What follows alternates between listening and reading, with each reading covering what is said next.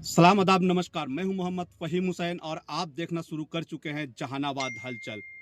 आज हम बात करने वाले हैं जहानाबाद जिले में प्रगति यात्रा को लेकर। काफ़ी सुर्खियों में मुख्यमंत्री जी रहे।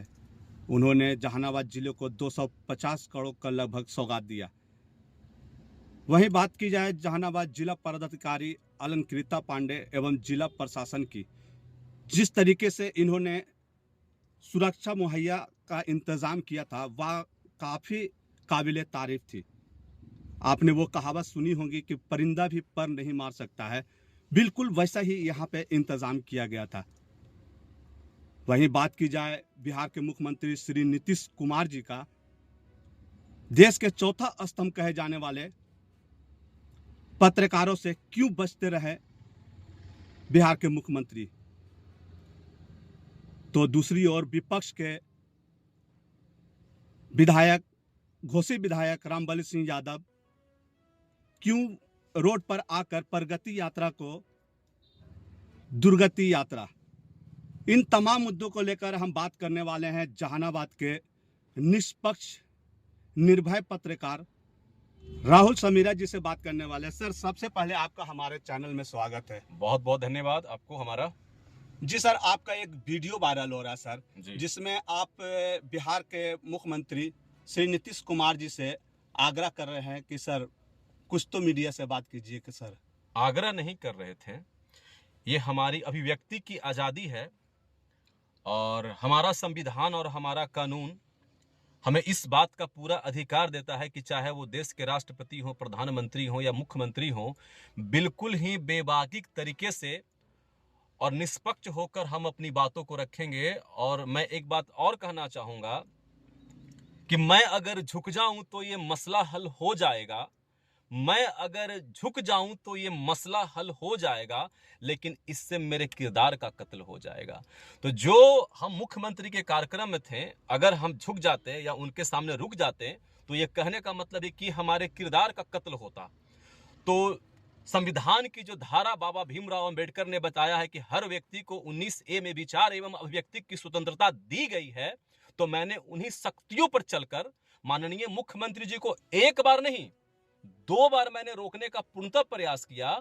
और वो सिर्फ हमारा सवाल नहीं था, वो आम आवाम का सवाल था कि आखिर माननीय मुख्यमंत्री जी के द्वारा भारी राशि जिले को दी गई, तो वो पूरी आम आवाम की सवाल थी और पूरी जनता का मैं वहां पर रिप्रेजेंटेटिव था।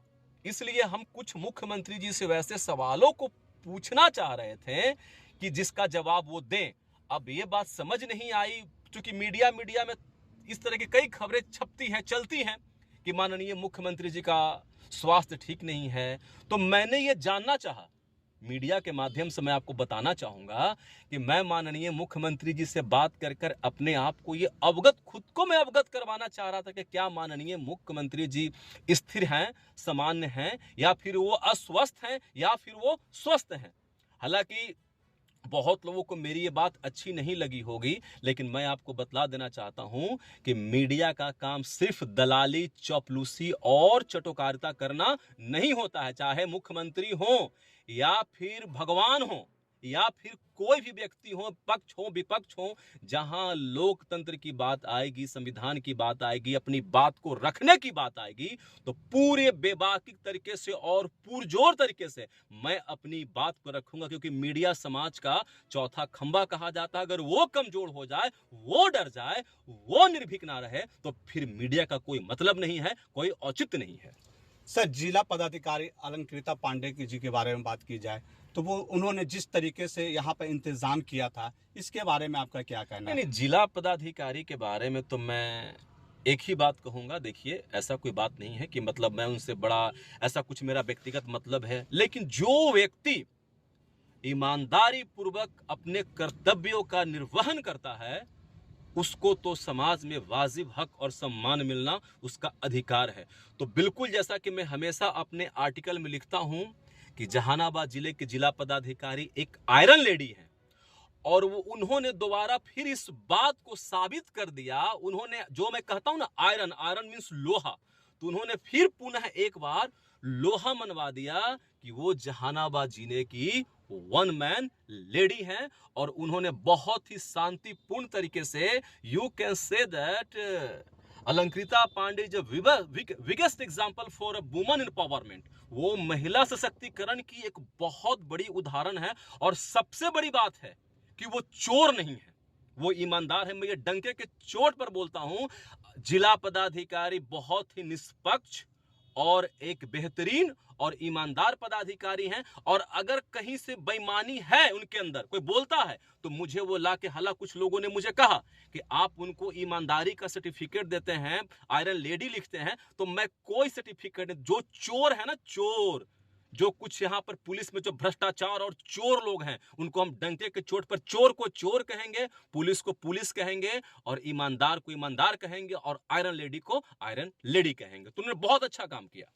सर, घोसी विधायक रामबली सिंह यादव ने प्रगति यात्रा को दुर्गति यात्रा करार दिया है, देखिए, इसको लेकर क्या कहेंगे? मैं एक बात कहना चाहूंगा, इस पर माननीय विधायक जी का क्या व्यू है, ये उनका मतलब, चूंकि वो विपक्ष में है, वो दुर्गति यात्रा कह सकते हैं, शमशान यात्रा कर सकते हैं, या हो सकता है कि उस यात्रा से मुझे भी कोई दिक्कत हो। तो अगर आप मुझसे एक मीडिया के रूप में अगर आप पूछना चाहेंगे, तो ये मैं कहूंगा कि ये माननीय मंत्री जी का, आपके मंत्री जी का, विधायक जी का ये अपना व्यक्तिगत राय है। दुर्गति यात्रा थी कि शमशान यात्रा थी, इस पर मैं अपनी कमेंट नहीं कर पाऊंगा, क्योंकि हम किसी पार्टी के प्रवक्ता नहीं हैं। हम एक निष्पक्ष पत्रकार हैं और बेबाकी तरीके से अपनी बातों को रखते हैं। सर, एज ए पत्रकार लोगों के लिए क्या संदेश है सर? नहीं, लोगों को मैं एक ही बात कहना चाहूंगा, तब तो होना अपनी निगाहों में, तब तो होना अपनी निगाहों में, अगर थोड़ी सी हिम्मत हो तो क्या नहीं हो सकता है मेरे यारों। तो सब कुछ आपकी एनर्जी पर, आपकी ताकत पर और आपकी ईमानदारी पर डिपेंड करती है। अगर आप अच्छे से काम करेंगे तो जिंदगी में ऐसा नहीं है कि पत्रकारिता का मतलब ये होता है कि शाम को घर जाने पर आपको सब्जी के पैसे भी ना जुटे। आप ईमानदारी पूर्वक काम करके भी जिंदगी में अच्छा नाम कमा सकते हैं, अच्छा पैसे कमा सकते हैं। सोच को हमेशा बड़ा रखना है, गले में कैमरा टांग करना और बड़ी बड़ी बातें करने से ही पत्रकारिता नहीं होती। आप देखिए ना भाई, आप रजत शर्मा जी को देखिए, उन्होंने खुद का न्यूज चैनल खोल दिया। आप अर्नब गोस्वामी को देखिए, उन्होंने खुद का न्यूज चैनल खोला। एक न्यूज चैनल खोलने में 200 करोड़ रुपए खर्च होते हैं, तो क्या उन्होंने कोई बहुत बड़ा स्कैंडल कर दिया, घोटाला कर दिया?